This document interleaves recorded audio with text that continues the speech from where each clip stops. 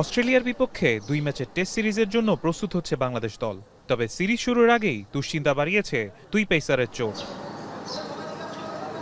Zimbabwe সফরে hamstring grade 1 ইনজুরিতে পড়েন বাঁহাতি পেসার শরীফুল ইসলাম। পুনর্বাসন প্রক্রিয়া থাকায় প্রথম টেস্টে তার খেলা নিয়ে রয়েছে অনিশ্চয়তা। অন্যদিকে দুর্দান্ত ফর্মে থাকা গতিময় পেসার নাহিদ রানা দ্বিতীয় টি-20তে সাইড স্ট্রেনে চোটে পড়েন, আর সেই চোটের কারণেই শেষ ম্যাচে মাঠে নামতে পারেননি তিনি। তবে নাহিদকে নিয়ে আশার খবরও আছে। মেডিকেল টিমের পর্যবেক্ষণে রয়েছেন এই তরুণ পেসার।